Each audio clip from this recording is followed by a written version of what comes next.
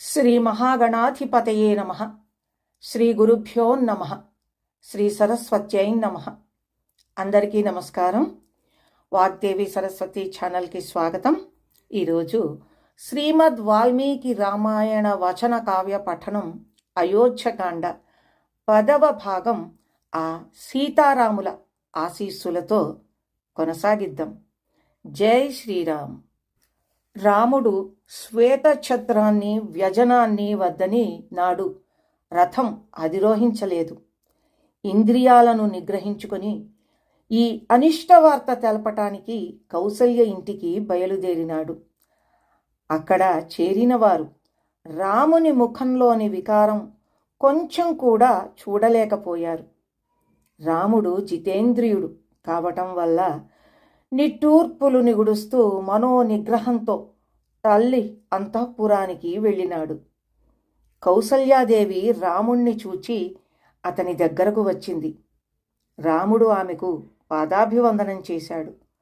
ఆమె అతడిని కౌగిలించుకుని శిరం మూర్కొన్నది. రామ, మన పెద్దలంతా ధర్మ ప్రవృత్తి కలవారు, రాజస్యులు.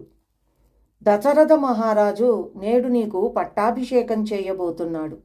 నీవు మన వంశానికి సహజమైన కీర్తిని సంపాదించు అని చెప్పి రాముడికి ఆసనం చూపి దానిపై కూర్చుని భోజనం చేయవలసిందిగా కోరింది. రాముడు సిగ్గుతో ఆ ఆసనం స్పృశించి నిలబడి చేతులు జోడించి, మహారాజ్ఞి, నీకు, సీతకు, లక్ష్మణుడికి ఘోర దుఃఖం పొందే అవస్థ ఏర్పడింది. నేను దండకారణ్యానికి పోతున్నాను. నాకు 24 దర్భలతో అల్లిన ఆసనాలే తప్ప ఈ ఆసనాలతో పని ఉండదు. తేనె, దుంపలు, పండ్లు తింటూ 14 ఏండ్లు నిర్జనమైన అరణ్యంలో సంచరిస్తాను. మహారాజు భరతుడికి యౌవరాజ్యమిస్తున్నాడు. నన్ను దండకారణ్యంలో తాపసునిగా సంచరించమని పంపించి వేస్తున్నాడు అని వివరించాడు. గొడ్డలితో నరుకబడిన వృక్షంలాగా, స్వర్గం నుండి నేల మీద పడిన దేవతలాగా, త్రెళ్ళిపడిన అరటి చెట్టులా కౌసల్య ఆ మాట వింటూనే నేల మీద పడిపోయింది. రాముడామెను పైకి లేపాడు.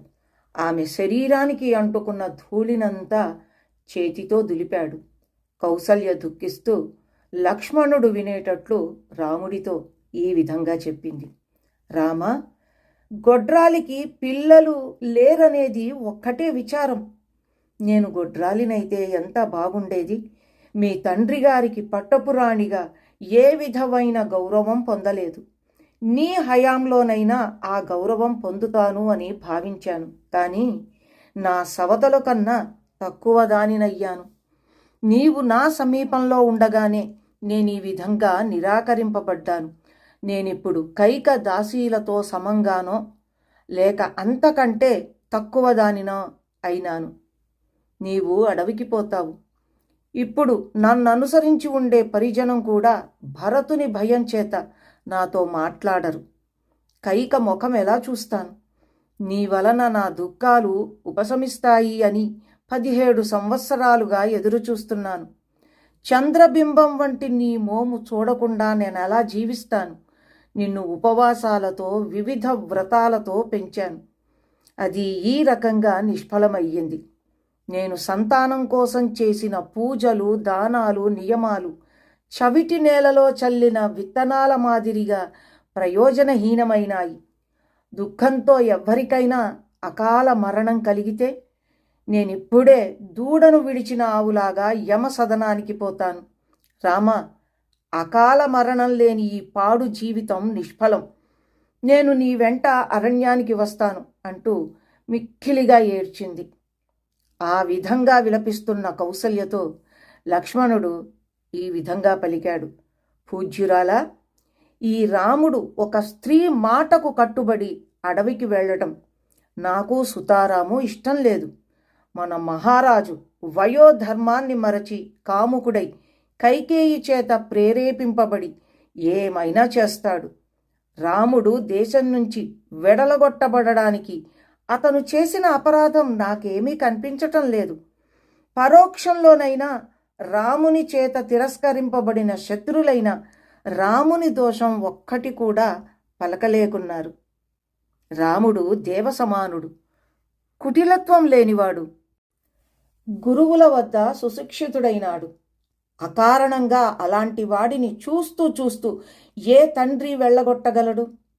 వృద్ధత్వంలో మళ్ళీ మళ్ళీ కామ పారవస్యాన్ని పొందిన రాజు మాటను వినవలసిన అవసరం లేదు.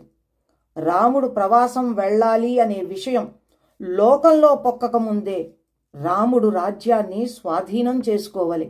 రామా, ధనుర్ధారివై యమునిలా నీ ప్రక్కనే నేను నిలిచి ఉండగా నిన్ను తేరి చూడగలవాడెవ్వడు? ఎవడైనా ప్రతికూలంగా మాట్లాడితే వాడిని హతమారుస్తాను. ఈ అయోధ్య నగరాన్ని నిర్మానుష్యం, భరతుని పక్షం మాట్లాడేవారినందరినీ యమ సదనానికి పంపిస్తాను. కైకచే ప్రోత్సహింపబడిన శత్రువు దశరథుణ్ణి కూడా బంధిస్తాను. అవసరమైతే వధిస్తాను. తండ్రి అయినా కార్యాకార్యాలను విచారించకుండా నీచ మార్గాన్ని అవలంబిస్తే ఆతడైనా దండనార్హుడే. రామా, నీతోనూ నాతోనూ విరోధం పెట్టుకుని భరతుడికి రాజ్యాన్ని ఇయ్యడానికి దశరథుడికి శక్తి ఎక్కడిది? అమ్మా కౌసల్యాదేవి, నేను రాముని యందు అనురక్తుణ్ణి. నా ధర్మం మీద, నా సత్యం మీద, నా శాపం మీద ప్రమాణం చేసి పలుకుతున్నాను. రాముడు అగ్నిలో దూకవలసి వస్తే ఆయన కన్నా ముందు లక్ష్మణుడు దూకుతాడు.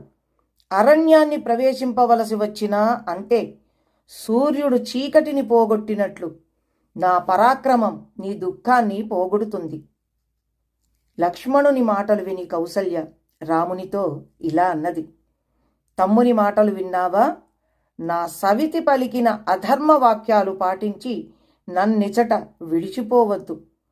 పూర్వం కశ్యపుడు తల్లిని సేవించి తత్ఫలితంతో స్వర్గ సౌఖ్యాలు పొందాడు. ప్రజాపతి కూడా అయ్యాడు.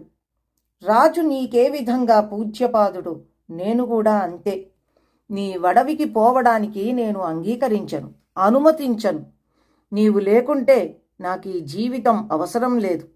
నీతో పాటు తృణమైన మేసి జీవిస్తాను. నీవు నా మాట వినక విడిచిపోతే ప్రాయోపవేశం చేసి నేను జీవితాన్ని విడుస్తాను.